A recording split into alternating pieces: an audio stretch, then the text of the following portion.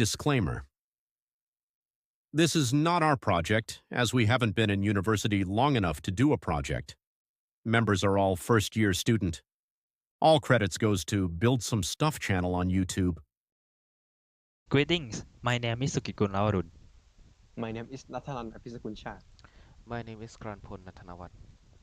We would like to present to you our compact mechanical arm project. The objective of this project is to design and build a functional compact mini mechanical arm using 3D printed parts, an Arduino board, and servo motors within budget of 3,500 bahts.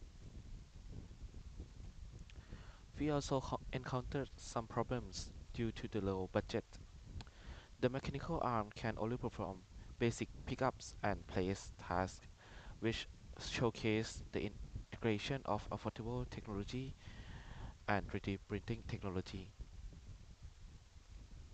The main components of our mechanical arm include an Arduino Uno microcontroller, 4 standard servo motors, a micro servo for the gripper, a servo driver board, and various 3D printed parts.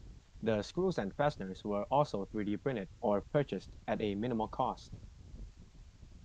We define three key performance indicators to measure the success of our project. First, cost efficiency.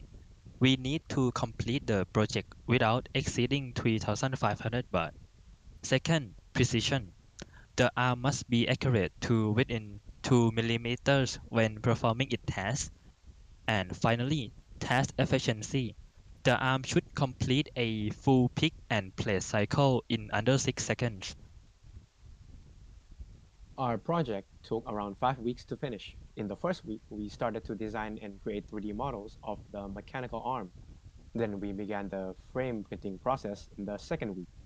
In the third week, we began assembling all 3D components and electronics together.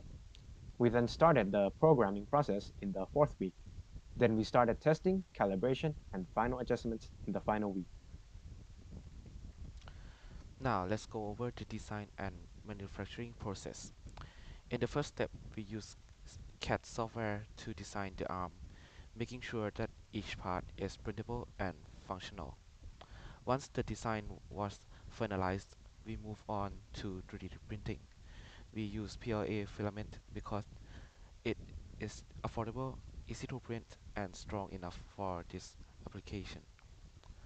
After the parts were printed, we move on to assembly, where we attach the servos and connect all the 3D printed segments.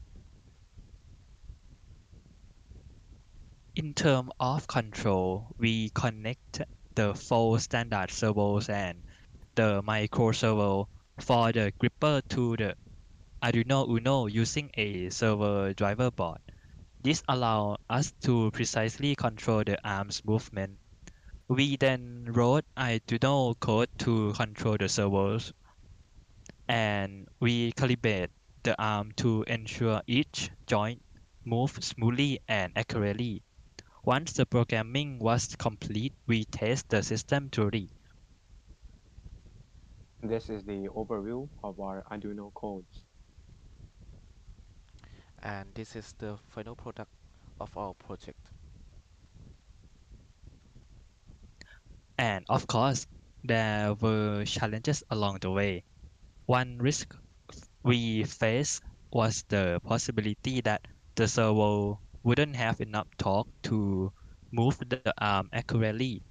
And we also had concerns about the durability of the 3D printed parts, and we need to be careful not to exceed the 3,500 baht budget.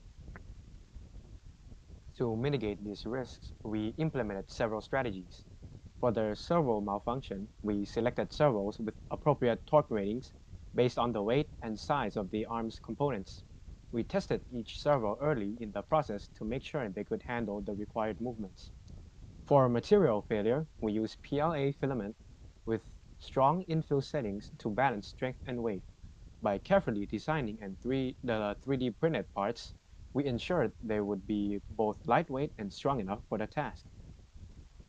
Regarding the budget, we closely monitored the cost of each component and material to stay within our 3,500 baht limit.